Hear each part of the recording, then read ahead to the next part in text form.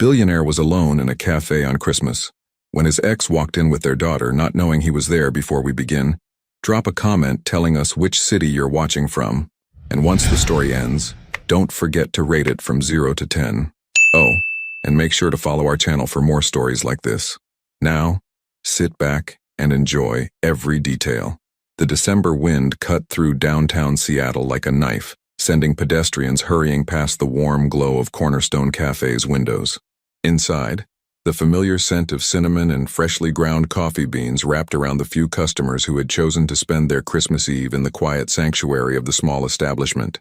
Ethan Calloway sat in the corner booth, the same one he'd claimed every Christmas for the past 2 years. His long fingers wrapped around a ceramic mug that had grown cold an hour ago, but he made no move to signal the waitress for a refill. The charcoal wool coat draped over his broad shoulders was custom-tailored, probably worth more than most people's monthly salary, yet he looked oddly out of place, like a man playing dress-up in someone else's expensive life. At 32, Ethan had the kind of presence that commanded boardrooms and made stock prices fluctuate with a single statement. His dark hair was perfectly styled, his jawline sharp enough to cut glass, and his steel blue eyes usually held the confidence of someone who'd built an empire from nothing. But today, those eyes held something different, something hollow. He stared at the empty chair across from him, remembering how Natalie used to steal his French fries and laugh at her own terrible jokes, how she'd curl her auburn hair around her finger when she was thinking, or how her green eyes would light up when she talked about her dreams of running her own consulting firm someday. 2 years, 3 months, and 16 days since he'd walked away from the only woman he'd ever loved. The fintech company that had been hemorrhaging money back then now generated billions in revenue annually. Callaway Digital had offices in 12 countries, and Ethan's name regularly appeared on Forbes's lists. He owned penthouse apartments, luxury cars, and had more zeros in his bank account than he could have imagined in his wildest dreams. Yet every Christmas Eve, he found himself in this same cafe, drowning in memories of what he'd lost. The bell above the door chimed softly, and Ethan didn't look up.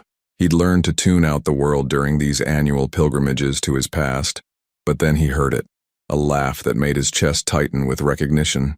"Careful, sweetheart." The door's heavy. Ethan's head snapped up and the world seemed to tilt on its axis.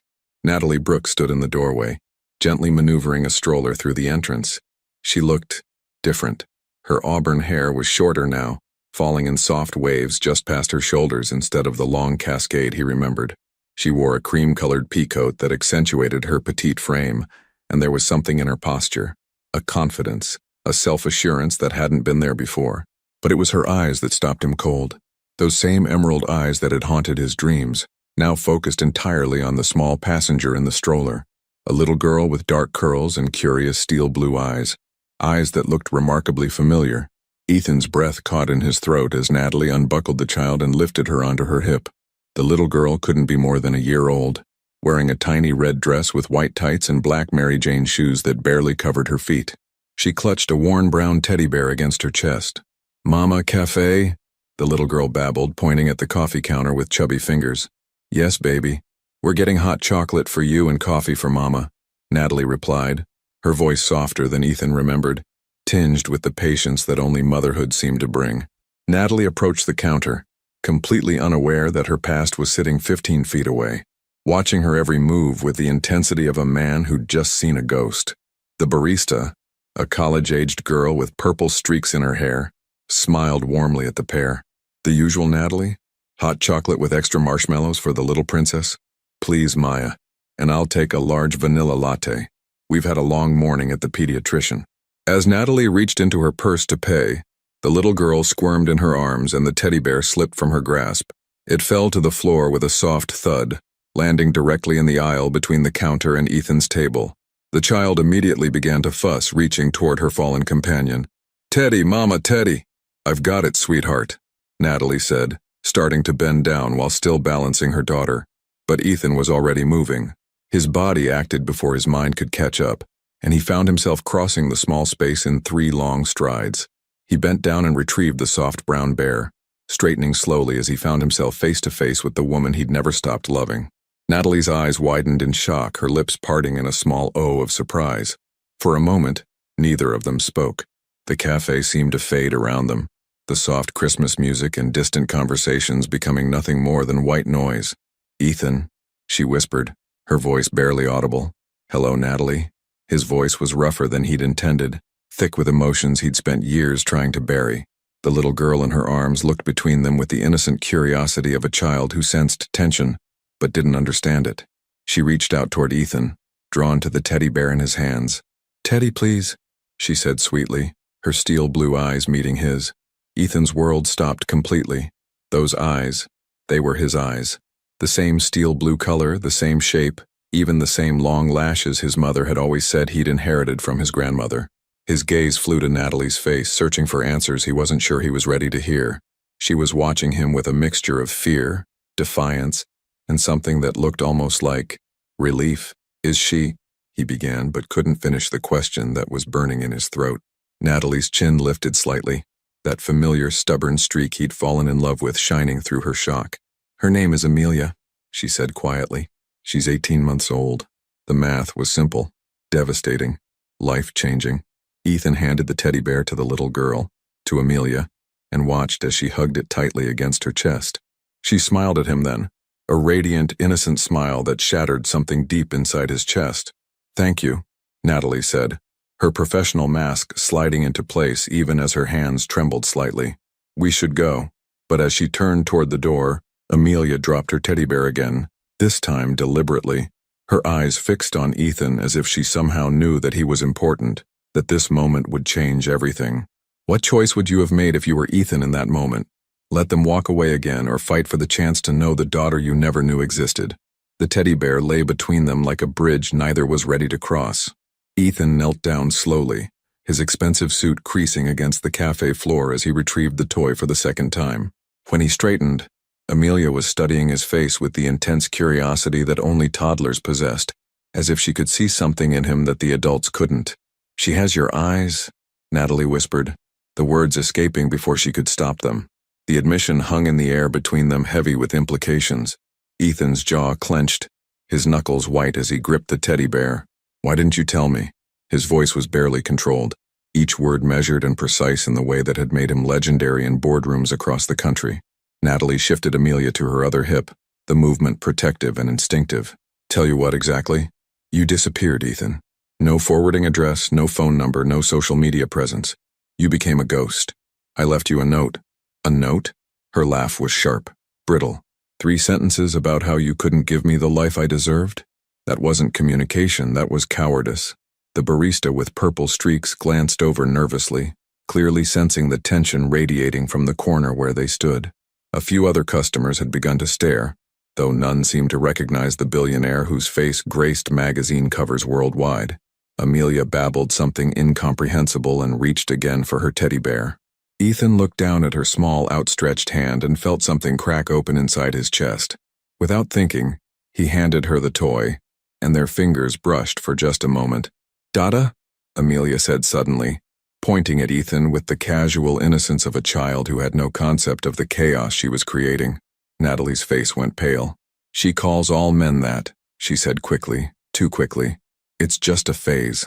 But Ethan had caught the slight tremor in her voice, the way her grip on Amelia had tightened protectively. He'd spent years learning to read people's tells in negotiations worth billions of dollars, and Natalie had never been good at hiding her emotions from him. "How old did you say she was?" he asked quietly. 18 months. "And when's her birthday?" Natalie's green eyes flashed with something between anger and panic. "June 12th. Ethan did the math instantly. June meant conception in September or October. They'd been together then. They didn't break up until January 15th. The timeline fit perfectly, and they both knew it. "Natalie," his voice was softer now, almost pleading. "Please, I need to know." For a moment, she looked exactly like the young woman he'd fallen in love with 3 years ago, vulnerable, conflicted, and desperately trying to be braver than she felt. But then her shoulders squared and he saw the steel that had been forged in his absence. "You need to know?" she repeated, her voice gaining strength. "Where was that need when I was throwing up every morning for 4 months? Where was it when I was working double shifts to pay for prenatal vitamins because my insurance was garbage? When I was lying awake at 3 a.m. wondering how I was going to raise a baby alone?" Each word hit him like a physical blow. Ethan had imagined many scenarios over the years, Natalie moving on, finding someone else, building the life he'd thought he couldn't give her. But he'd never imagined this. Never imagined that she'd needed him while he was busy becoming the man he thought she deserved. "I didn't know," he said helplessly. "If I had known, you would have what? Come running back out of obligation? Built a family out of guilt instead of love?" Natalie shook her head, her auburn hair catching the warm light from the cafe's Edison bulbs. "I couldn't do that to myself, or to her." Amelia had grown restless in her mother's arms, and was now reaching toward the colorful Christmas garland that decorated the cafe's windows. She babbled happily, oblivious to the adult drama unfolding around her. "You still haven't answered my question," Ethan said, his voice rough with emotion. Natalie looked at him for a long moment, and he saw the exact instant she made her decision. Her chin lifted, and when she spoke, her voice was clear and steady. "Yes, she's yours." The words hit him like a thunderbolt. Ethan had to grip the back of a nearby chair to steady himself as the full weight of her confession settled over him. He had a daughter, a beautiful, perfect daughter who had been living and breathing and growing for over a year without him knowing she existed. "My God," he breathed. "Natalie, don't." She held up her free hand to stop him. "Don't say you're sorry. Don't say you would have done things differently. The past is the past, and I've made peace with it." But even as she said the words, Ethan could see the cracks in her armor, the way her hand shook slightly as she adjusted Amelia's position, the dark circles under her eyes that spoke of sleepless nights and endless worry, the wedding ring that was notably absent from her finger, telling him that she'd faced this alone. "Have you?" he asked quietly. "Made peace with it?" For just a moment her mask slipped completely and he saw the exhaustion underneath, the weight of single motherhood, of carrying the burden of his absence for over a year. But then she straightened again, and the professional, competent woman was back.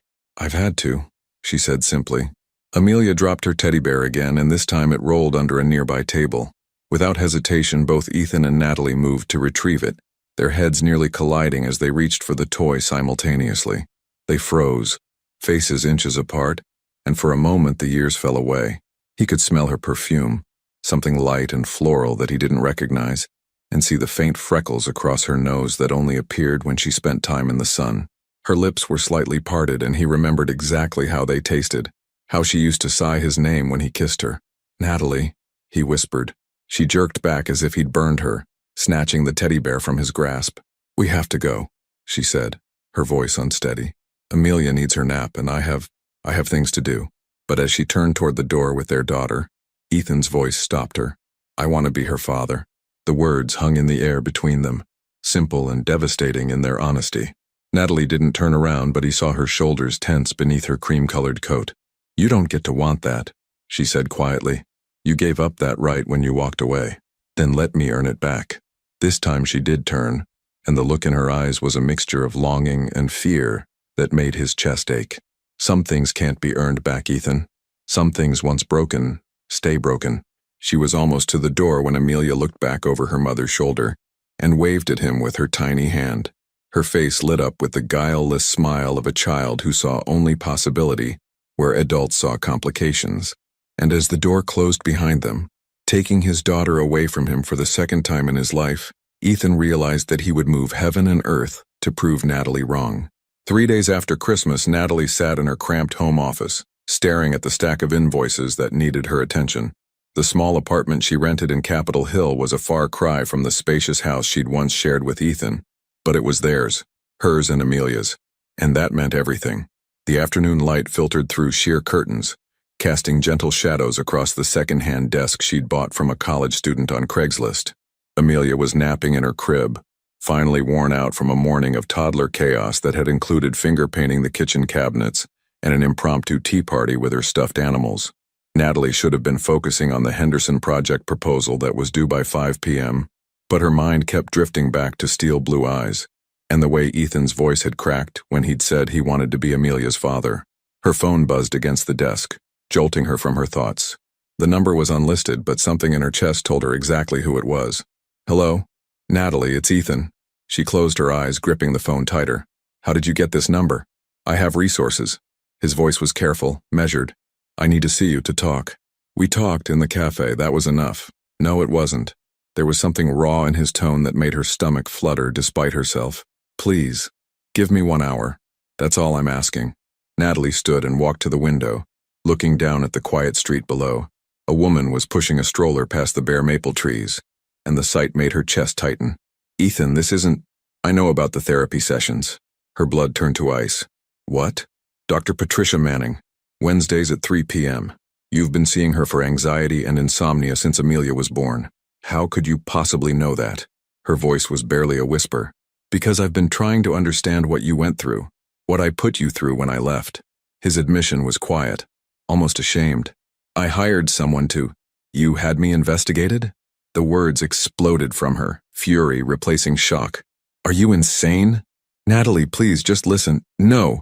She was pacing now, her free hand clenched into a fist. You disappeared for over 2 years and now you think you can just waltz back into my life and violate my privacy? My daughter's privacy? She's my daughter too. The simple statement hit her like a slap. Natalie sank onto her small couch, suddenly exhausted by the weight of a secret she'd carried alone for so long. That doesn't give you the right to spy on us, she said, but some of the fire had gone out of her voice. You're right. It doesn't. I was desperate to know if you were okay, if she was okay. The investigator only looked at public records and... Stop. Natalie pressed her free hand to her forehead, feeling the familiar tension that usually preceded her anxiety attacks. Just stop talking for a minute. Silence stretched between them, broken only by the distant sound of traffic and Amelia's soft breathing through the baby monitor. I know I handled this wrong, Ethan said finally. Everything about this has been wrong since the moment I walked away from you. But Natalie, I can't unknow that I have a daughter. I can't pretend that the last 15 months of her life don't matter to me. Despite herself, Natalie felt tears prick at the corners of her eyes. You don't know anything about the last 15 months. Then tell me. Something in his voice, a vulnerability she'd never heard before, even in their most intimate moments, made her defenses crack just slightly. Tell you what, about the nights when she had colic and I walked the floors until sunrise wondering if I was completely failing her? About the time she got pneumonia at 8 months and I spent 3 days in the hospital thinking I might lose her? Her voice broke on the last words. About how I had to explain to my parents that no, the father wouldn't be coming to her first birthday party, because he didn't even know she existed. Each revelation was like a knife to his heart, and Ethan closed his eyes, leaning against the floor-to-ceiling windows of his downtown penthouse. Far below, the city sparkled in the winter afternoon light, but he barely saw it. God, Natalie, I'm so sorry. Sorry doesn't give me back those months of sleep I lost. Sorry doesn't erase the panic attacks I had every time I thought about raising her alone. Her breath was coming faster now, the familiar tightness building in her chest. Are you having one now? A panic attack? His question was so gentle, so knowing, that it stopped her spiraling thoughts cold. He'd always been able to read her tells, even when she tried to hide them. I'm fine, she lied, pressing her hand to her chest where her heart was racing. 4 deep breaths, he said quietly. In for 4 counts, hold for 4, out for 4. Remember? You used to do it when you got overwhelmed at work. Despite herself, Natalie found herself following his instructions, her breathing gradually slowing to a more normal rhythm. The fact that he remembered such a small detail about her made something ache deep in her chest. I want to help, he said when her breathing had steadied.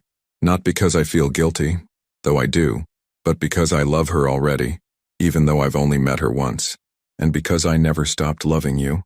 The confession hung between them, devastating in its honesty. Love isn't enough, she whispered.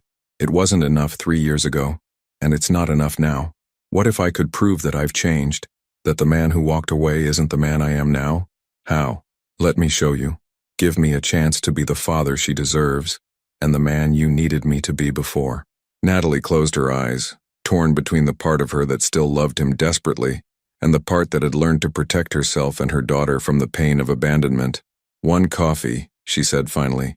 Tomorrow, 2 p.m. at the cafe where you found us. Amelia comes with me, and if at any point I want to leave, you don't follow us. You don't call. You don't have us investigated again. Do you understand? Yes. And Ethan? If you hurt her, if you let her get attached to you and then disappear again, I will make sure you regret it for the rest of your life. The steel in her voice reminded him exactly why he'd fallen in love with her in the first place. Natalie Brooks had always been fierce when it came to protecting the people she loved, and apparently motherhood had only sharpened that instinct. I won't hurt her, he promised. I won't hurt either of you. Not again. After she hung up, Natalie sat in her quiet apartment and wondered if she was making the biggest mistake of her life.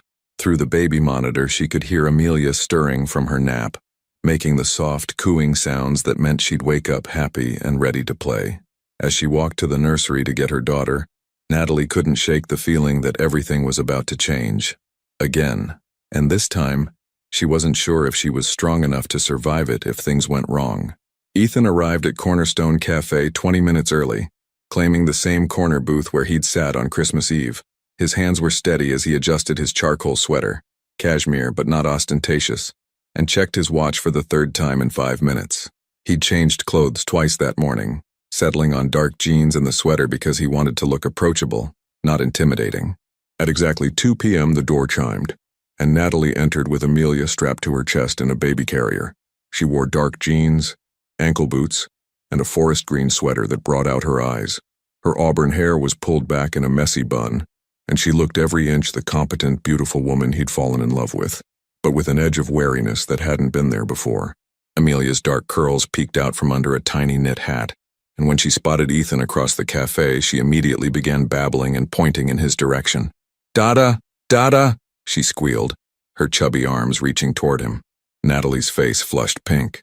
"She's been doing that all morning," she said quickly, approaching his table. "I think she remembers you from before." Ethan stood as they approached, his heart hammering against his ribs. "May I?" He gestured toward the baby carrier straps. Natalie hesitated for a moment, then nodded. "She's been fussy today. Fair warning." But as soon as Ethan carefully lifted Amelia from the carrier, she settled against him with a contented sigh that made his chest ache with emotion. She was warm and solid and real, and she smelled like baby shampoo and something indefinably sweet.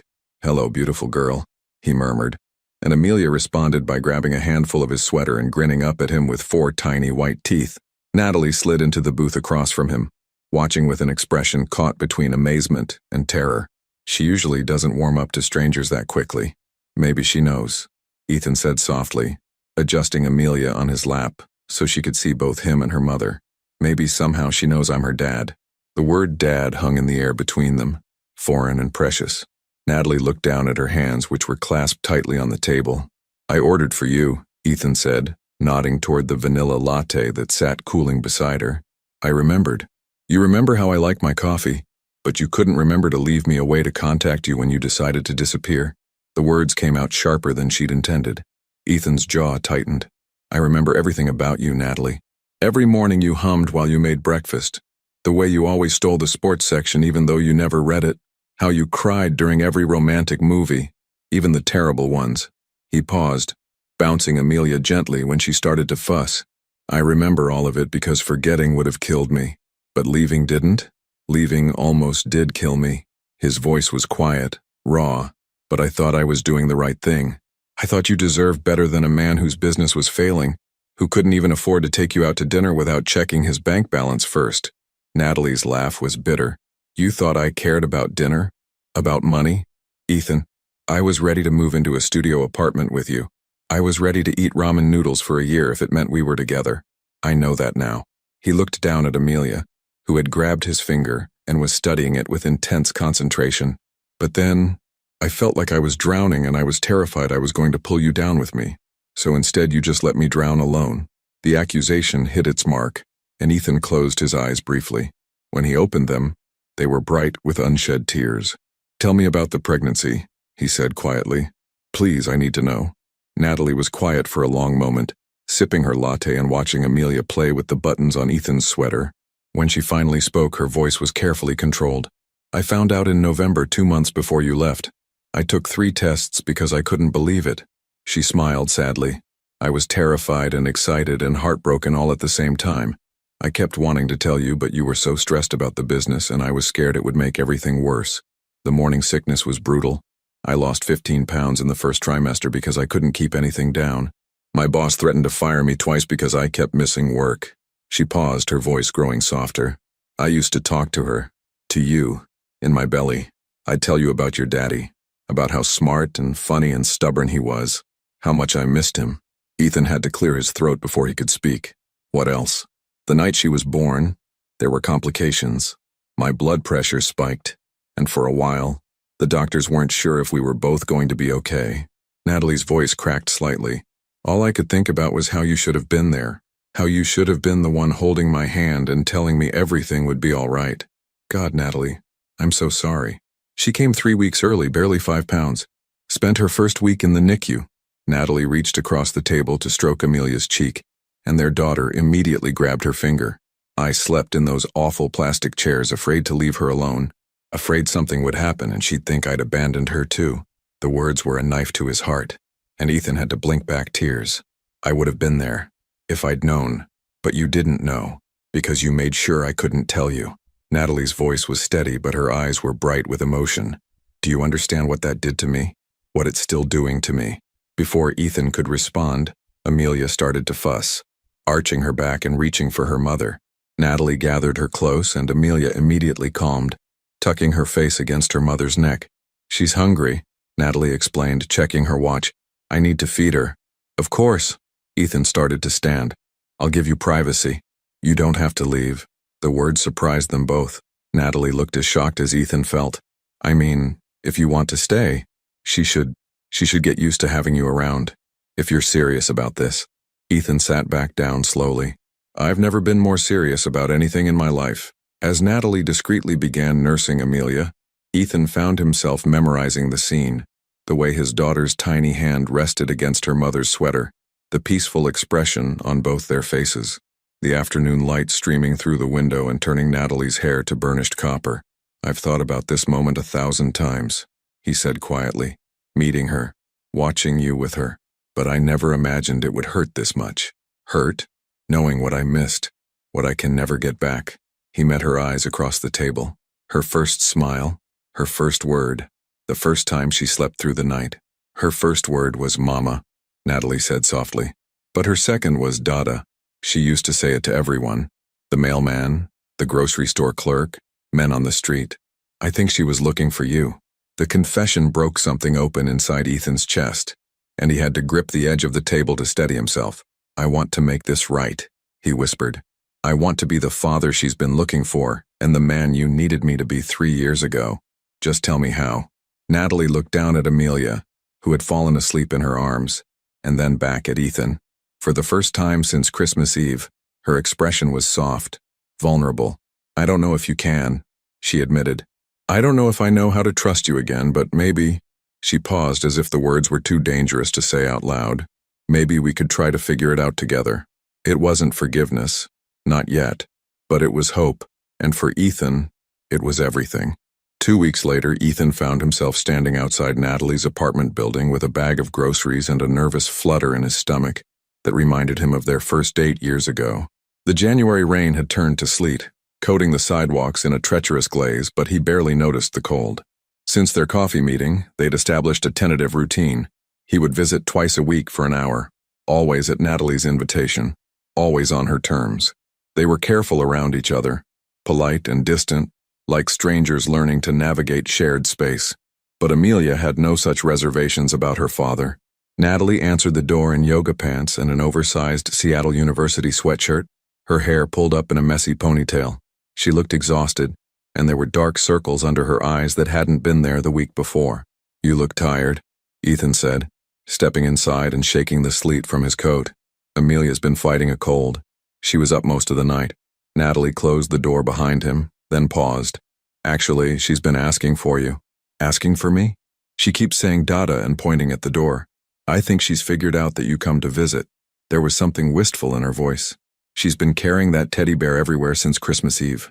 As if summoned by their conversation, Amelia appeared in the doorway to the living room, clutching her brown teddy bear and wearing footy pajamas covered in tiny elephants.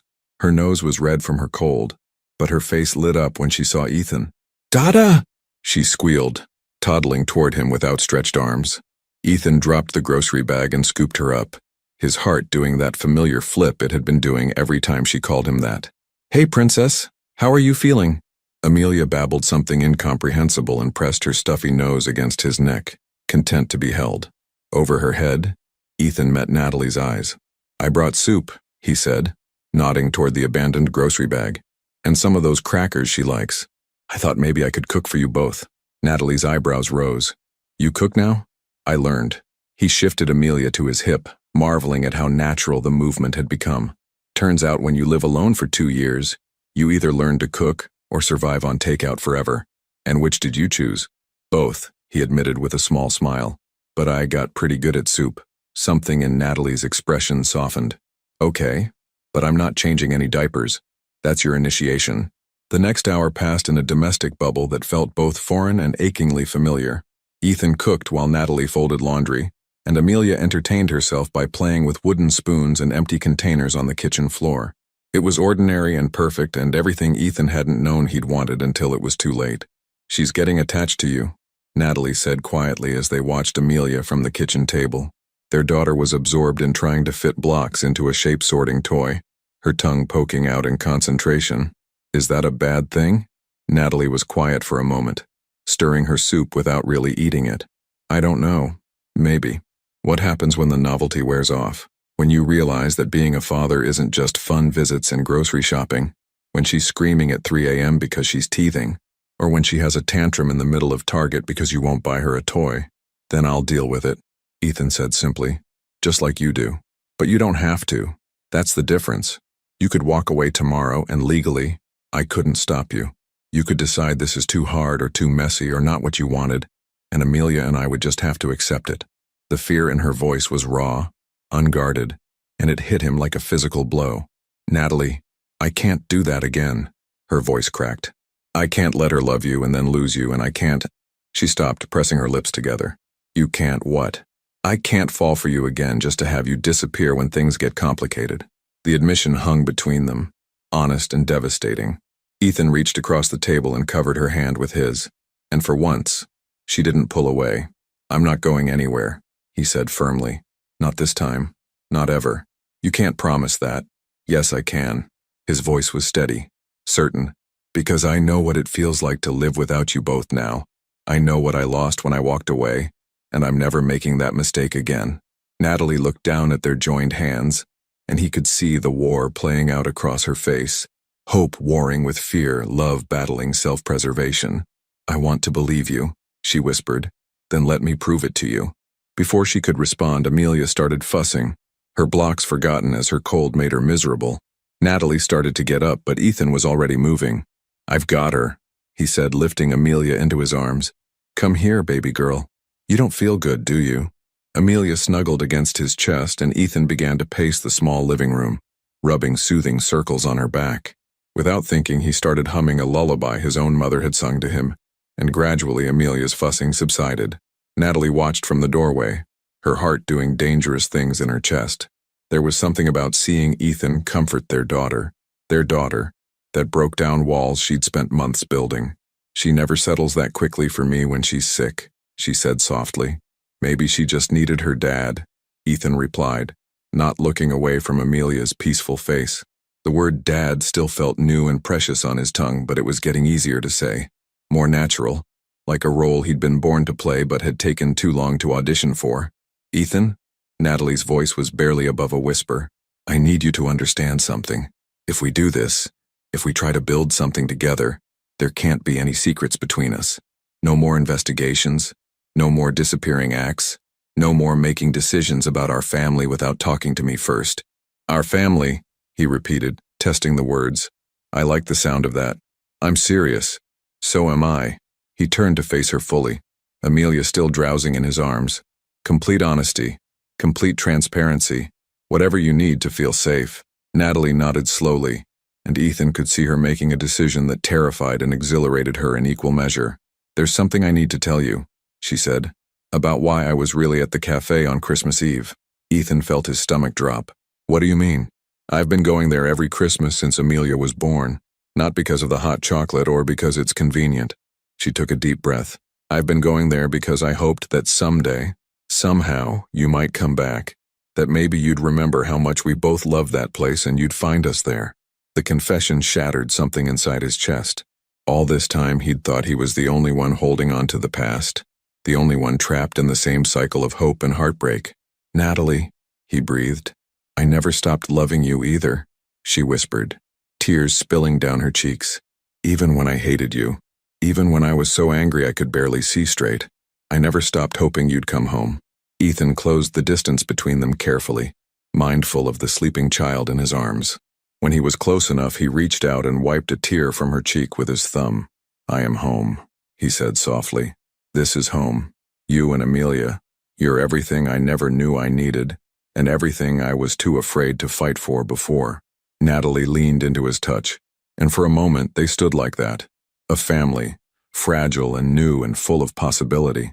But just as Ethan thought they might finally be finding their way back to each other, his phone rang, shattering the moment. He glanced at the screen and cursed under his breath. "I have to take this, it's my lawyer. At 8 p.m. on a Wednesday? Marcus only calls this late when it's urgent." Ethan handed Amelia to Natalie and answered the call. "What is it, Marcus?" Natalie couldn't hear the other side of the conversation, but she watched Ethan's face go white, then hard as granite. "When?" he asked tersely. "How much do they know?" A long pause, then, "Handle it. Do whatever you have to do, but handle it." When he hung up, the domestic tranquility of the evening felt suddenly fragile, like a soap bubble about to burst. "What's wrong?" Natalie asked, though she wasn't sure she wanted to know. Ethan ran a hand through his hair, the gesture achingly familiar. "Someone leaked information about you and Amelia to the press. Apparently there are photographers outside your building right now." Natalie's blood turned to ice as she processed Ethan's words. "Photographers here? How did they—" "I don't know." Ethan was already moving toward the window, careful to stay out of sight as he peered through the blinds. Sure enough, he could see the telltale glint of camera lenses across the street. "But we need to get you and Amelia out of here now." "Out of here?" Natalie's voice rose in panic, causing Amelia to stir in her arms. "This is my home, Ethan. I'm not running away because some vultures want pictures. Natalie, you don't understand what this is like. Once they have your address, your life isn't your own anymore. They'll camp outside your building, follow you to work, take pictures of Amelia at the playground." His voice was grim with experience. "I won't let that happen to her." "You won't let it?" The steel was back in Natalie's voice. "You don't get to make that decision for us." Before Ethan could respond, his phone rang again. The caller ID showed a number he recognized. Rebecca Chen, his publicist and crisis management specialist. "Rebecca, please tell me you have good news." "I wish I could, Ethan. Someone sold photos from Christmas Eve to Celebrity Insider. The story breaks online in 2 hours. Print edition tomorrow morning. The headline is Billionaire's Secret Baby, Ethan Calloway's Hidden Family Revealed." Ethan closed his eyes, feeling the weight of his past decisions crushing down on him. "How bad is it? They have pictures of you three in the cafe, and somehow they got Natalie's full name and address. They're calling her your mystery woman and speculating about a love child scandal. It's going to get ugly fast." Natalie had moved closer during the conversation, and her face had gone pale as she caught fragments of what Rebecca was saying. "What do we do?" Ethan asked. "Damage control. I can arrange security for Natalie and the baby. Get them somewhere safe until this blows over. We need to control the narrative before it controls us. Do it." Ethan didn't hesitate. "Whatever it costs." "Actually," Rebecca's voice took on a different tone, "there might be another option. If you were willing to give an exclusive interview, something to humanize the story, show that this isn't a scandal but a love story, we could spin this positively." "Absolutely not." Ethan's response was immediate and fierce. "I'm not putting them through that circus." He ended the call and turned to find Natalie staring at him with an expression he couldn't read. "Security?" she asked quietly. "You want to assign security to us like we're some kind of assets that need protecting? That's not what I meant, isn't it?" Her voice was deadly calm. "This is exactly what I was afraid of, Ethan. This is your world. Cameras and publicists and crisis management. And now because of you, it's Amelia's world too." Amelia began to fuss, picking up on her mother's tension. Natalie bounced her gently, but her eyes never left Ethan's face. "I never wanted this for her," Natalie continued. "I wanted her to have a normal childhood, to be able to play at the park without worrying about photographers hiding in the bushes. And she can still have that. We just need to be smart about—" "Smart?" Natalie's laugh was bitter. "Smart would have been you thinking about these consequences before you decided to force your way back into our lives." The accusation hit its mark, and Ethan felt something crack inside his chest. "Are you saying you regret letting me back in?" Natalie was quiet for a long moment, and that silence was more devastating than any words could have been. "I don't know," she admitted finally. "I don't know what I regret anymore." Before Ethan could respond, there was a sharp knock at the door. They both froze. "Ms. Brooks?" This is Jennifer Walsh from Celebrity Insider. I was hoping we could chat about your relationship with Ethan Callaway. Natalie's face went white. The reporter was right outside her door, probably having slipped past building security. Ethan moved immediately, positioning himself between Natalie and the door. "Don't answer it," he said quietly. "Don't say anything. I'd love to hear your side of the story," the reporter continued through the door, "especially about your beautiful daughter. I'm sure our readers would be fascinated to know more about Mr. Callaway's family life." At the mention of Amelia, something primitive and protective flared in Ethan's eyes. He pulled out his phone and dialed security, speaking in sharp, clipped tones. "This is Ethan Callaway. I need a team at 1247 Pine Street, apartment 3B, immediately. There's an unauthorized individual harassing residents." Within minutes, they could hear raised voices in the hallway as building security and Ethan's team arrived to escort the reporter away. But the damage was done. Natalie's sanctuary had been violated. "This is just the beginning," Ethan said quietly, watching Natalie pace the small living room with Amelia. "Once the story breaks, it's going to get worse. Much worse. Then what do you suggest?" Natalie's voice was sharp with stress. "Because I can't afford to miss work and I can't afford a nanny, and I certainly can't afford to relocate my entire life because you're famous. You don't have to afford anything. Let me—" "No." She whirled to face him. Amelia clutched protectively against her chest. "I won't be your kept woman, Ethan. I won't be dependent on you for everything. That's not who I am anymore. That's not what I'm asking. Isn't it? You want to pay for security, for a safe house, for whatever it takes to make this problem go away. But what happens when the next crisis hits? And the next one? Do I just keep hiding behind your money and your influence while my daughter grows up thinking this is normal?" Ethan ran his hands through his hair, feeling the weight of impossible choices. "What do you want me to do, Natalie? I can't change who I am. I can't make the cameras disappear or turn back time to when I was nobody. Maybe that's the problem." Her voice was so quiet he almost didn't hear her. "Maybe you can't have both. Maybe you can't be Ethan Callaway, the billionaire, and Ethan, the father, and expect those worlds not to collide." The words hung between them like a death sentence. Ethan felt something vital breaking apart inside him as he realized what she was really saying. "You're asking me to choose." Natalie's eyes filled with tears, but her voice remained steady. "I'm asking you to think about what's best for Amelia. Really think about it. Because a father who brings chaos and danger into her life isn't better than no father at all." Amelia chose that moment to reach out toward Ethan, babbling Dada with perfect trust and love. The sound was like a knife to both their hearts. Ethan looked at his daughter, really looked at her, and saw himself reflected in her eyes. But he also saw the exhaustion in Natalie's face. The fear that had replaced the hope he'd seen just an hour earlier. "I need some air," he said roughly, grabbing his coat from the chair where he'd left it. "I need to think." "Ethan." But he was already at the door, pausing only to look back at the two people who meant more to him than his entire empire. "I love you both," he said simply. "That's the only thing I'm certain of right now." And then he was gone, leaving Natalie standing in her small apartment with their daughter in her arms and the crushing weight of an impossible decision settling over all of them. Outside, the sleet continued to fall, and somewhere in the city, printing presses were already running with the story that would change everything. The story broke at midnight. Ethan sat in his penthouse office, the city sprawling endlessly below him through floor-to-ceiling windows, as his phone buzzed with notifications every few seconds. The headline blazed across his laptop screen in bold letters: "Billionaire's secret baby, Ethan Callaway's hidden family revealed." The photos were worse than he'd imagined. Someone with a long-range lens had captured intimate moments from Christmas Eve, Natalie's face soft with surprise as she recognized him, Amelia reaching for her teddy bear, and most damaging of all, a shot of him holding his daughter with an expression of pure love and wonder. The accompanying article was a mixture of facts and speculation that made his stomach turn. They dug up details about Natalie's life, her job, her college education, even her parents' address in Oregon. But it was the final paragraph that made his blood run cold. Sources close to the situation suggest that Callaway has been secretly supporting Brooks and the child for months, leading to speculation about the nature of their relationship and whether this is simply another case of a wealthy man buying silence from a former lover. His phone rang, and Marcus Chen's name appeared on the screen. His lawyer sounded exhausted. "The story's gone viral," Marcus reported without preamble, trending on 3 social media platforms picked up by major news outlets. Rebecca's office has fielded 47 interview requests in the last 2 hours. "And Natalie?" Photographers have been camped outside her building since 4 a.m.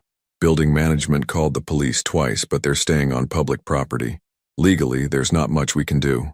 Ethan closed his eyes, imagining Natalie trapped in her small apartment with Amelia, afraid to even look out the windows. What about the false information in the article? We can demand a retraction for the claim about financial support, but the damage is done. Social media has already decided she's either a gold digger or a victim, depending on which comment section you read. God. Ethan stood and walked to the window, looking down at the city where, somewhere below, the woman he loved was paying the price for his past mistakes. I need to see her. Ethan, that's exactly what you shouldn't do right now. Any contact between you two will only fuel more speculation. I don't care about speculation, I care about Natalie and Amelia. Then think about what's best for them, Marcus said firmly. Going to her apartment now will only bring more cameras, more attention. Give it a few days for the initial frenzy to die down. But Ethan was already reaching for his keys. Some things are more important than good publicity.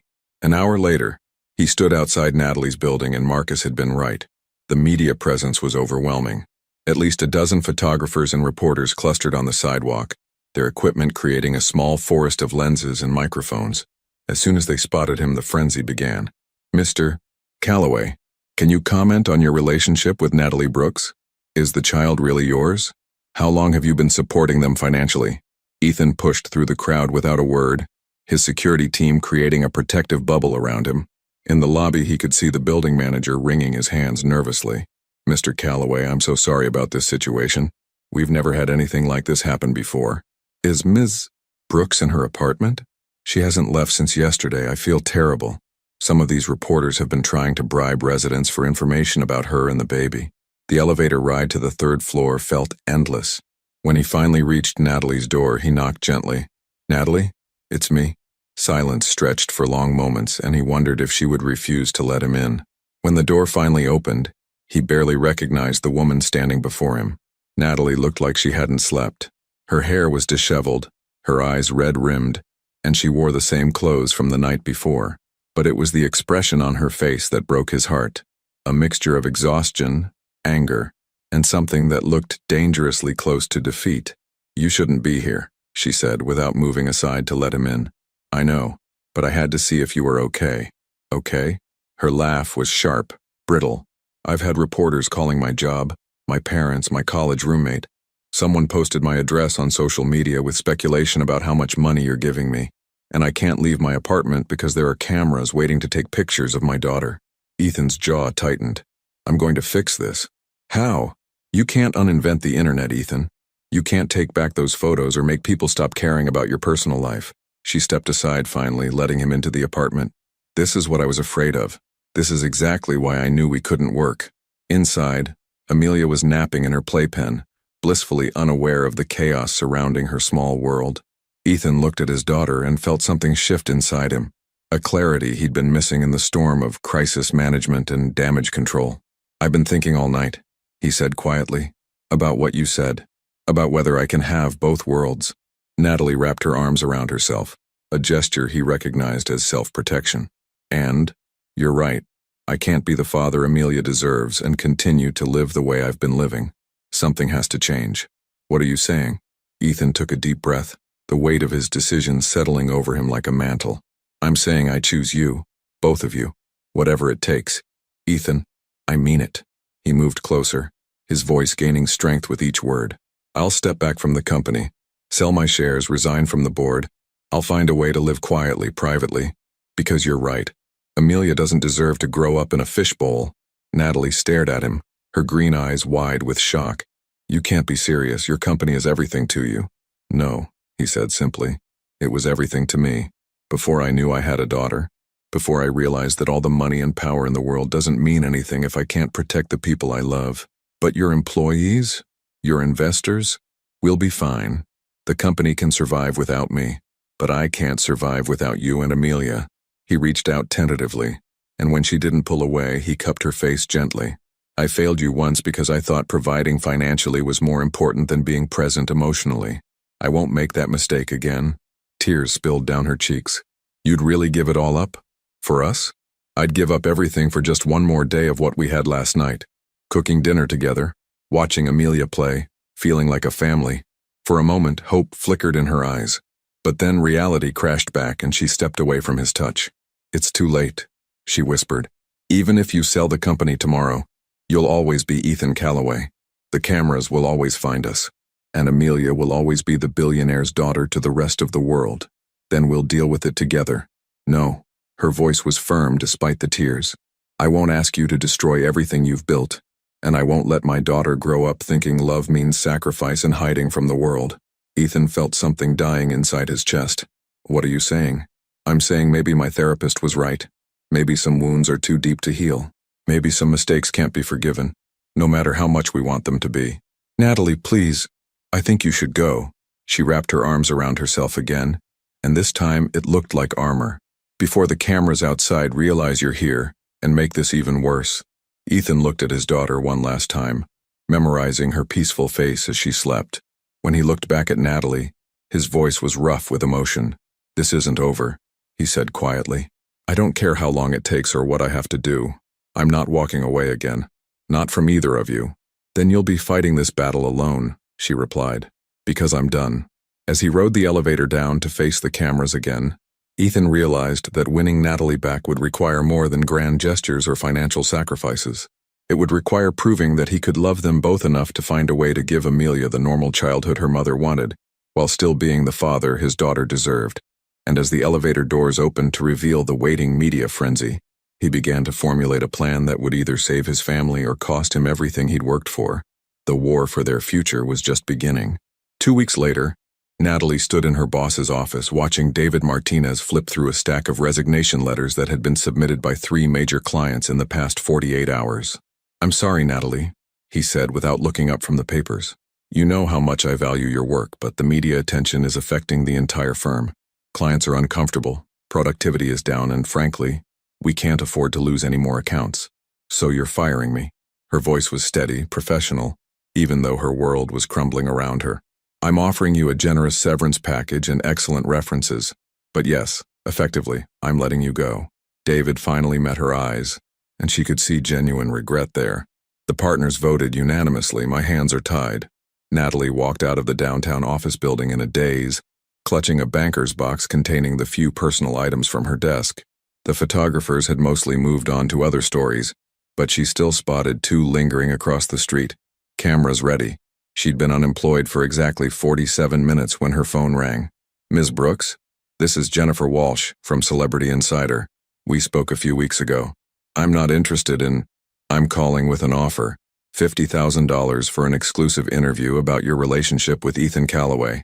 1 hour. Your side of the story." Natalie stopped walking, the amount echoing in her head. $50,000 would cover her rent for a year, buy food and diapers and health insurance. It would give her time to find another job without the panic of impending bills. "I don't sell my privacy," she said finally. "Think about it," Jennifer pressed. "The story's already out there. This is your chance to control the narrative, to show the world who you really are instead of letting them speculate." After ending the call, Natalie sat on a bench in Occidental Park and tried to calculate how long her savings would last. 6 weeks? Maybe 8 if she was careful. After that, her phone buzzed with a text from an unknown number. "Check your bank account." Frowning, she opened her banking app and nearly dropped her phone. Someone had deposited $100,000 into her checking account. The transfer note read simply, "For Amelia's future. E." Fury rose in her chest like a tidal wave. Without thinking, she dialed Ethan's number. "You arrogant, manipulative..." "Natalie?" His voice was cautious. "I take it you saw the deposit. How dare you?" She was practically shouting, drawing stares from other park visitors. "I told you I wouldn't be your kept woman. I told you. You told me you wouldn't ask me to support you. You never said I couldn't choose to help my daughter. Don't you dare make this about Amelia. This is about you trying to control me with money because you can't handle that I said no. Transfer it back then." The simple response deflated her anger slightly. "What? If it's really about independence and not pride, transfer it back. But before you do, think about what that money could mean for Amelia. Preschool, college fund, health insurance that actually covers pediatric specialists." Natalie closed her eyes, hating him for being right. "You're not playing fair. I'm playing for the only thing that matters." His voice softened. "How are you holding up?" Despite herself, she felt tears threatening. "I lost my job today. I'm sorry." And he sounded genuinely sorry, not triumphant. "That's my fault." "Yes, it is." She wiped her eyes with the back of her hand. "Everything that's happening to us is your fault. I know, and I'm going to fix it. You can't fix this, Ethan. You can throw money at it, but you can't fix it. Watch me." Before she could ask what he meant, he'd hung up, leaving her alone with 100,000 questions and a bank account that would solve all her immediate problems, if she could swallow her pride enough to use it. That evening, as she fed Amelia dinner in their small kitchen, Natalie's phone rang again. This time it was her mother. "Honey, I just saw the news." "What news?" Natalie's stomach dropped. "Mom, please tell me you didn't talk to any reporters." "No, sweetheart. I'm calling about the other news. About Ethan." "What about Ethan?" "Turn on Channel 7. He's giving some kind of press conference." With mounting dread, Natalie turned on her small television and found the local news. There was Ethan, standing behind a podium in what looked like a conference room, facing a room full of reporters. He looked tired but determined, and when he spoke, his voice was clear and steady. "I've called this press conference to address the recent media speculation about my personal life," he began. 3 weeks ago, I discovered that I have a daughter with a woman I loved and lost due to my own failures. I want to be clear about several things." Natalie sank onto her couch, Amelia in her lap, transfixed by what she was seeing. "First, Natalie Brooks has never asked me for money, support, or anything else. She raised our daughter alone for over a year, because I wasn't man enough to stay and fight for our relationship when times got hard. The speculation that she's somehow taken advantage of me is not only false, it's insulting to one of the strongest, most principled women I've ever known." The camera flashed to the reporters who were scribbling furiously. "Second, effective immediately, I'm stepping down as CEO of Callaway Digital and selling my controlling stake in the company. I'll be transitioning to a consulting role that will allow me to work remotely and maintain my privacy." Gasps echoed from the press room, and Natalie felt her own sharp intake of breath. "But the most important thing I want to say," Ethan continued, looking directly into the camera as if he could see her through it, "is this. I'm sorry. I'm sorry to Natalie for leaving when she needed me most. I'm sorry to my daughter for missing the first 15 months of her life. And I'm sorry to both of them for bringing this chaos into their world." He paused, and when he continued, his voice was rough with emotion. "I don't expect forgiveness. I don't expect a second chance. But I want the world to know that Natalie Brooks is not a scandal or a story or a source of speculation. She's a brilliant, independent woman who deserves to raise our daughter in peace. And if anyone has a problem with that, they can take it up with me, not her." The press conference continued with questions about the company transition and financial implications, but Natalie barely heard them. Her phone was buzzing constantly, texts from friends, calls from numbers she didn't recognize, notifications from social media. But it was a text from David Martinez that made her smile for the first time in weeks. "Saw the press conference. Partners want to discuss your return. Call me." As she put Amelia to bed that night, her daughter babbled contentedly, seemingly unaffected by the upheaval in their small world. But when Natalie looked at her, she saw Ethan's eyes staring back at her, curious, intelligent, trusting. "What do you think, baby girl?" she whispered. "Is Daddy trying to be the man we need him to be? Or is this just another grand gesture that won't last?" Amelia responded by grabbing her finger and holding tight, as if to say that sometimes love was worth the risk of being hurt again. But just as Natalie was beginning to think that maybe they could find a way forward together, her phone rang with a call that would change everything. "Ms. Brooks, this is Dr. Elizabeth Harper from Seattle Children's Hospital. I'm calling about Amelia's recent blood work from her wellness check." Natalie's blood turned to ice. "Is something wrong?" "We'd like you to bring her in tomorrow morning for some additional tests. There are some irregularities we want to investigate." As the doctor's words washed over her, Natalie realized that all their fights about money and privacy and second chances were about to become secondary to the only thing that truly mattered, their daughter's health. The pediatric wing of Seattle Children's Hospital smelled like disinfectant and barely suppressed fear. Natalie sat in the waiting room, Amelia sleeping restlessly in her arms, and tried not to think about all the terrible possibilities that could explain why they were here. Dr. Harper had been vague on the phone, something about Amelia's white blood cell count being abnormal, the need for more comprehensive testing. But the way she'd scheduled the appointment for first thing the next morning, The urgency in her voice, despite her professional calm, had sent Natalie into a spiral of anxiety that kept her awake all night. She'd almost called Ethan a dozen times but stopped herself each time. This wasn't his crisis to share. He'd made his grand gestures and public declarations, but when it came down to real life, to doctor's appointments and waiting rooms, and the kind of fear that made your hands shake, she was still alone. Amelia stirred in her arms, whimpering softly, and Natalie automatically began the gentle swaying motion that had become second nature over the past 15 months. "Shh, baby girl. Mama's got you." "Natalie?" She looked up to find Ethan standing in the doorway of the waiting room, still wearing a suit from what must have been an early morning meeting. His hair was slightly mussed, as if he'd been running his hands through it, and his face was pale with worry. "How did you—" she began. "David Martinez called me. He said you'd requested emergency leave for a medical appointment with Amelia." Ethan's voice was careful, controlled, but she could hear the panic underneath. "I came as soon as I could. You didn't have to come." "Yes, I did." He sat down beside her, careful not to wake Amelia. "She's my daughter too, and whatever this is, we face it together." Before Natalie could respond, a woman in a white coat approached them. Dr. Harper was younger than Natalie had expected, with kind eyes behind wire-rimmed glasses, and the sort of gentle competence that probably helped terrified parents get through the worst moments of their lives. "Ms. Brooks, I'm Dr. Harper, and you must be Mr. Calloway," she said, extending her hand to Ethan. "Thank you both for coming in so quickly. What's wrong with our daughter?" Ethan's voice was steady, but Natalie could feel the tension radiating from him. "Let's sit down," Dr. Harper said, gesturing to a quieter corner of the waiting room. "Amelia's routine blood work showed some irregularities that we want to investigate further. Her white blood cell count is elevated, and there are some other markers that concern us." Natalie felt the world tilt slightly. What does that mean? It could mean several things. An infection that her body is fighting off, an autoimmune response, or— Dr. Harper paused, choosing her words carefully. "We need to rule out some more serious possibilities." "Like what?" Ethan's voice was sharp now, the businessman in him demanding clear information. "Leukemia is one possibility we need to examine." The word hit Natalie like a physical blow. She heard herself make a small wounded sound, and suddenly Ethan's hand was covering hers, warm and steady and real. "But it's just one possibility," Dr. Harper continued quickly. "Children Amelia's age can have elevated white blood cell counts for a variety of reasons. We're going to do a more comprehensive blood panel today, and depending on those results, we may need to discuss a bone marrow biopsy." "A bone marrow biopsy?"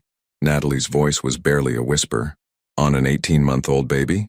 If it comes to that, we'll make sure she's as comfortable as possible. But let's not get ahead of ourselves. First, we'll do the blood work and see what we're dealing with." The next hour passed in a blur of procedures and paperwork.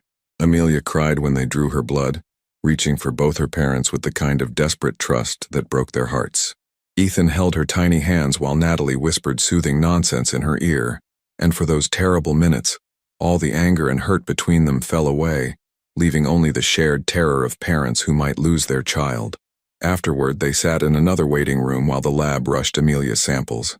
Their daughter had finally fallen asleep, exhausted from crying, and Natalie stared down at her peaceful face, trying to memorize every detail. "She's going to be okay," Ethan said quietly. "You don't know that." "No," he admitted. "I don't. But I know she's strong, like her mother, and I know we're not going to face this alone." Natalie looked at him through tears she'd been holding back all morning. "I'm scared, Ethan." "So am I." He shifted closer, and when she didn't pull away, he wrapped his arm around her shoulders. "I'm terrified. But whatever this is, whatever happens, we're going to get through it together. I can't lose her." The words came out broken, desperate. "I can't." "You won't, we won't." His voice was fierce with a conviction he didn't entirely feel. "I won't let anything happen to her."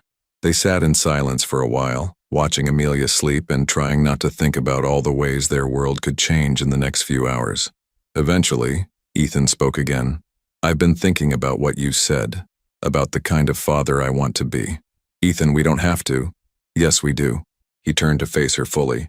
"Because sitting here watching her go through this, I realize that nothing else matters. Not the company, not the money, not even my pride. All that matters is being here for both of you in whatever way you'll let me."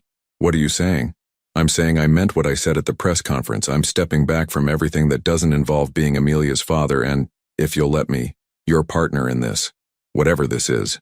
Natalie studied his face, looking for signs of the man who had walked away from her 3 years ago, when things got difficult. But all she saw was raw honesty, and a fear that matched her own. Partners? She repeated softly. In every way that matters. He hesitated, then continued. I know I have to earn back your trust. I know grand gestures and public apologies aren't enough to undo the damage I caused. But if you give me the chance, I'll prove that I can be the man you both need me to be. Before she could respond, Dr. Harper appeared in the doorway again. This time her expression was unreadable, and both parents felt their hearts stop. We have the results, she said simply. They followed her to a small consultation room, Ethan carrying Amelia, who had woken up cranky and clingy. Dr. Harper sat across from them with a file in her hands, and the silence stretched for what felt like an eternity. The good news, she began, is that we can rule out leukemia. Amelia's blood work doesn't show the markers we'd expect to see with that diagnosis. Relief flooded through Natalie so powerfully that she nearly collapsed. Beside her, she felt Ethan's body sag with the same overwhelming gratitude. However, Dr. Harper continued, she does have a significant infection that her body has been fighting. It's bacterial, probably something she picked up from daycare or a playground, but it's been going on longer than we'd like. Is it serious? Ethan asked. It's treatable with antibiotics, but it will require careful monitoring. Her immune system is a bit compromised right now, so we need to be aggressive about treatment and watch her closely for the next few weeks. What does that mean, practically? Natalie's voice was steadier now, the immediate terror having passed. Daily medications, weekly checkups, and keeping her away from large groups of children until the infection clears. No daycare for at least a month. Natalie's heart sank as she realized what that meant. No daycare meant no work, which meant no income, which meant, we'll figure it out, Ethan said quietly, reading her thoughts. Whatever we need to do, we'll figure it out. As they left the hospital an hour later, armed with prescriptions and follow-up appointments, Amelia babbling happily in her car seat, as if the morning's drama had never happened, Natalie found herself walking beside Ethan toward his car. I can drive you home, he offered. What about my car? I'll have someone pick it up later. He opened the passenger door for her, then carefully installed Amelia's car seat in the back. Right now, I just want to get you both home safely. Home. The word hung between them, loaded with possibility and pain. As Ethan drove through the Seattle streets toward her apartment, Natalie watched him in the rearview mirror, talking softly to Amelia, making her giggle despite the morning's ordeal. Maybe she was still afraid to trust him completely. Maybe there were still conversations they needed to have and wounds that needed healing. But watching him with their daughter, seeing the way he'd dropped everything to be here when she needed him most, Natalie realized something had shifted. For the first time in 3 years, she wasn't facing the future alone. And maybe, just maybe, that was enough to start building something new. 3 weeks later, Natalie stood in her kitchen at 6 a.m., measuring Amelia's liquid antibiotic with the precision of a pharmacist. Their morning routine had become a careful dance of medications, temperature checks, and gentle monitoring. But their daughter was finally showing signs of real improvement. The infection was clearing, her energy was returning, and just yesterday, Dr. Harper had smiled for the first time since their initial consultation, declaring Amelia's latest blood work much more promising. What Natalie hadn't expected was how naturally Ethan had woven himself into their daily lives during Amelia's recovery.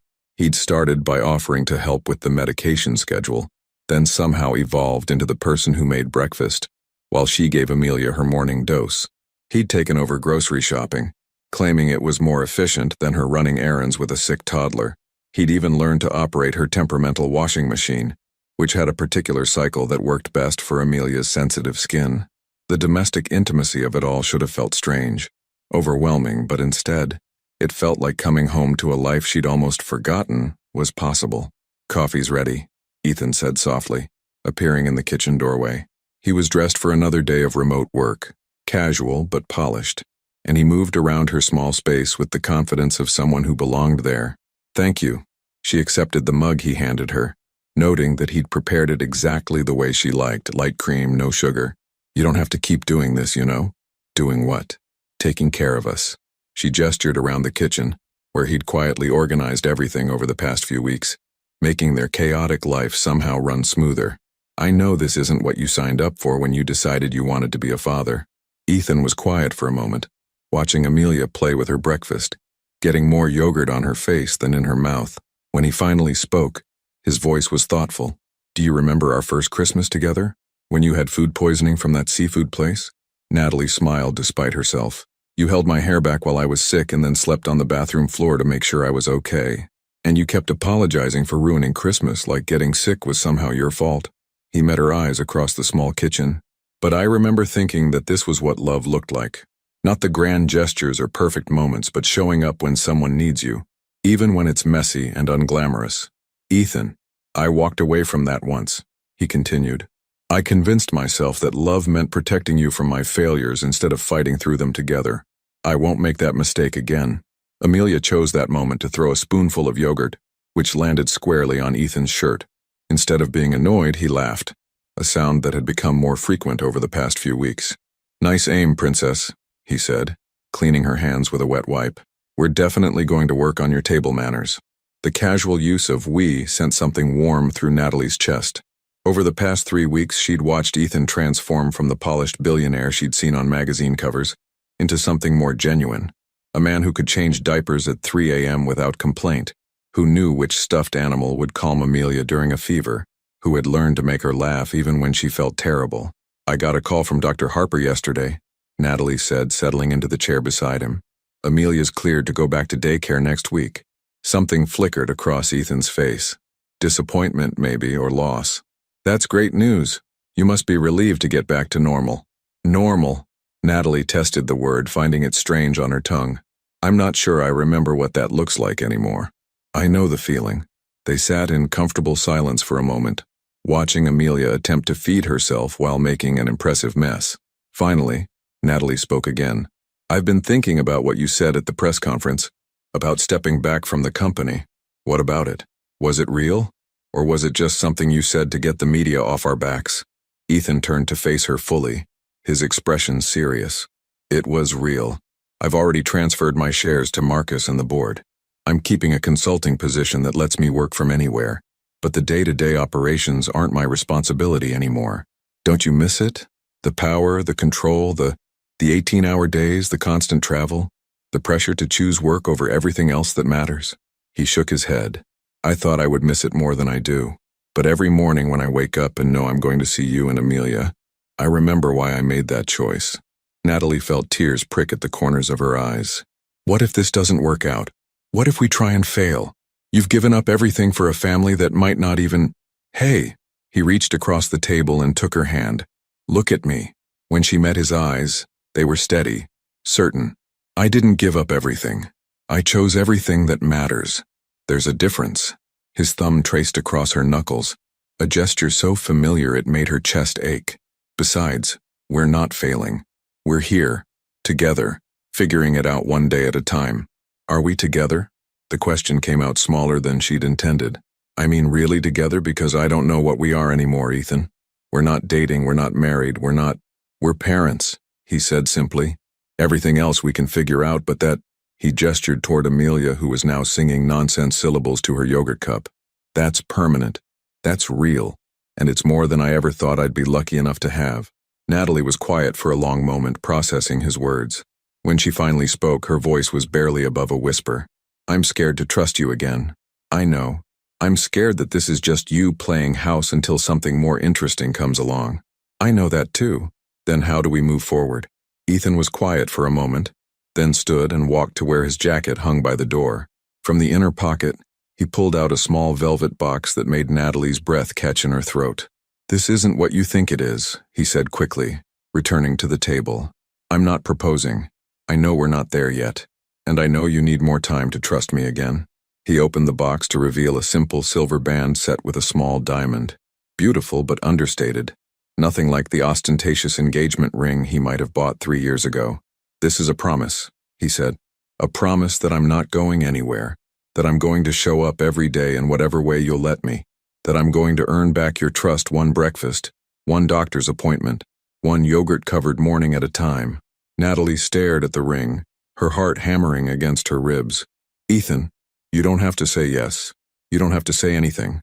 But I need you to know that this—" He gestured between them, encompassing the small kitchen, the domestic chaos, their daughter singing to her breakfast.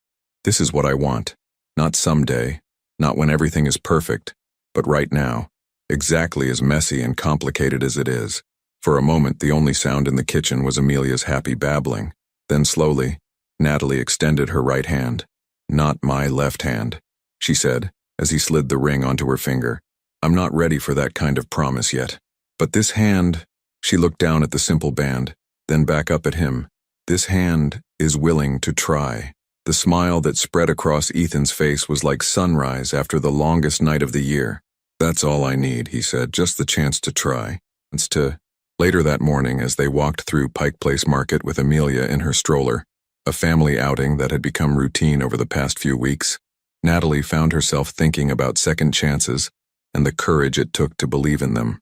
They weren't perfect. They still had conversations to have, wounds to heal, trust to rebuild.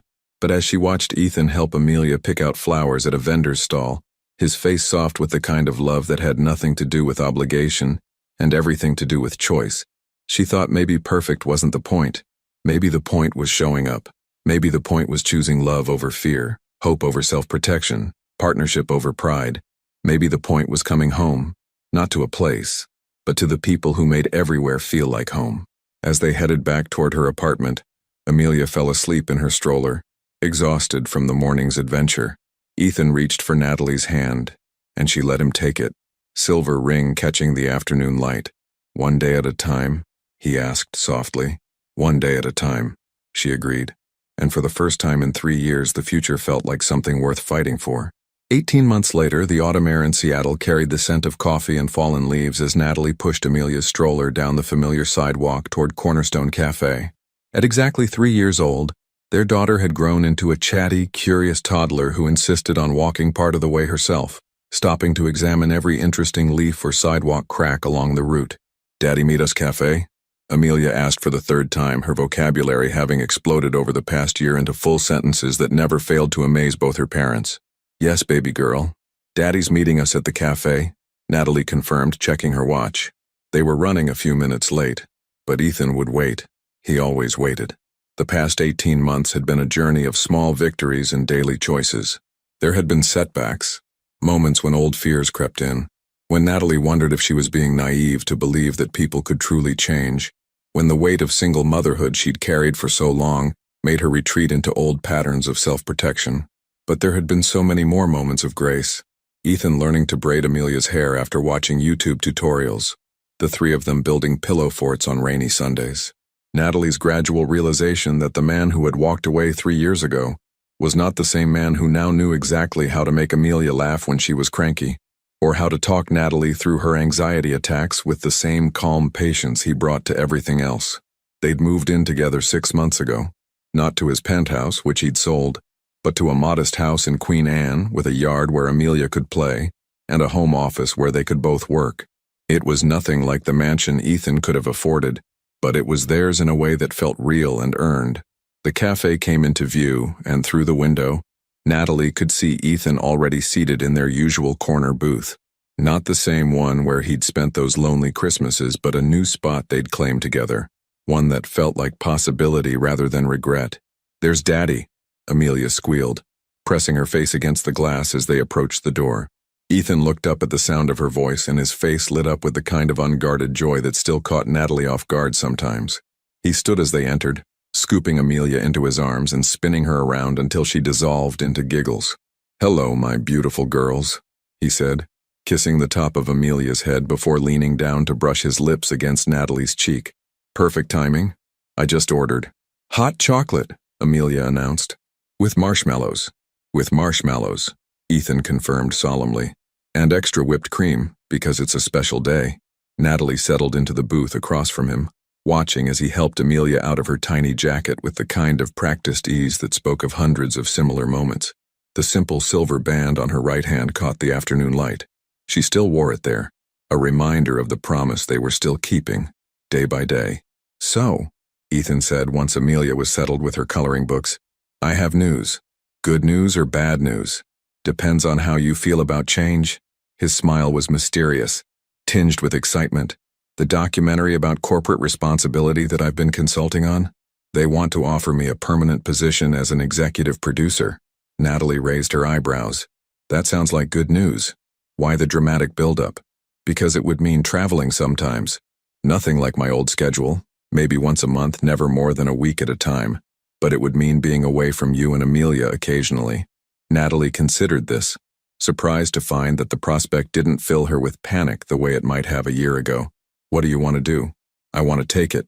The work is meaningful, it pays well, and it's the kind of challenge that makes me excited to get up in the morning. But only if you're okay with it. Only if we can make it work for our family. Our family. The phrase still sent warmth through her chest, even after all this time. I think we can make it work, she said. Amelia and I are pretty good at taking care of ourselves when we need to. I know you are. That's one of the things I love most about you. You never needed me to rescue you. You just needed me to show up and be present for the life we were building together. Before Natalie could respond, Amelia looked up from her coloring. Daddy, when you go to work far away, you come back? Ethan's expression grew serious as he met his daughter's earnest gaze. Always, Princess. I will always come back to you and Mommy. That's a promise. Pinky promise? Pinky promise. He extended his little finger, and Amelia wrapped hers around it with the gravity of someone sealing the most important contract in the world. As they sat in the comfortable warmth of the cafe, sharing hot chocolate and watching Amelia color outside the lines with determined concentration, Natalie found herself thinking about the strange circles life could draw. 3 years ago, this place had represented everything she'd lost. 2 years ago, it had been where hope went to die quietly over cold coffee. Now it was where they came to celebrate small victories, to make decisions as a family, to maintain the traditions that grounded them in something larger than just the daily chaos of loving each other. Penny for your thoughts? Ethan asked, following her gaze around the familiar space. Just thinking about how different everything is from what I planned. Better or worse? Natalie looked at him, really looked at him. The fine lines around his eyes that spoke of laughter more than stress these days. The way he automatically cut Amelia's muffin into the exact bite-sized pieces she preferred. The silver ring on his own right hand that matched hers, a symbol of promises kept and trust rebuilt one day at a time. Different, she said finally, but better, much better. Later that evening, after Amelia was asleep in her own bed in their shared home, Natalie and Ethan sat on their back porch, wrapped in blankets against the October chill. The house was quiet except for the distant sound of traffic and the soft hum of the baby monitor. I love our life, Ethan said suddenly, breaking the comfortable silence. Even the 6 a.m. wake-up calls? Even the tantrums over the wrong color cup? Especially those. He pulled her closer and she settled against his side with the kind of ease that came from thousands of nights like this one. Even the pediatrician visits and the grocery store meltdowns and all the beautifully ordinary chaos that comes with being someone's dad. And someone's... Natalie let the question hang between them. Someday, Ethan said softly, understanding what she wasn't quite ready to ask. When you're ready. When we're both sure that the promises we're making are the forever kind. She twisted the silver ring around her finger, thinking about forever. Once upon a time, the word had terrified her. Too much risk. Too many ways for people to leave. But sitting here in the life they'd built together, promise by promise, day by day, forever felt less like a leap of faith and more like the natural conclusion to a story that had always been heading toward home. I think, she said carefully, I might be getting ready. Ethan's arms tightened around her, and she could feel his smile against her hair. Yeah? Yeah. Not tomorrow, not next week, but someday soon, maybe. They sat in the gathering darkness, holding on to each other and the life they'd fought to build while inside their house. Their daughter slept safely, dreaming whatever dreams children have when they're surrounded by love. Some love stories begin with passion and end with heartbreak. Others start with friendship and grow into something deeper. But the best ones, the ones that last, begin with two people choosing each other again and again through all the messy, complicated, beautiful ordinariness of building a life together. This was that kind of love story. And as the Seattle sky grew dark above them and the city settled into evening around them, Natalie Calloway-to-be and Ethan Calloway held tight to the promise that the best was yet to come. Sometimes the greatest love stories are found in the simplest moments. A cafe on Christmas Eve, a child's laughter, the choice to try again when everything seems lost. Love isn't always about grand gestures or perfect timing. Sometimes it's about showing up, day after day, for the people who make everywhere feel like home. What would you have done if you were Natalie? Would you have been brave enough to give love a second chance when the first one ended in heartbreak? Your participation means a lot to the channel.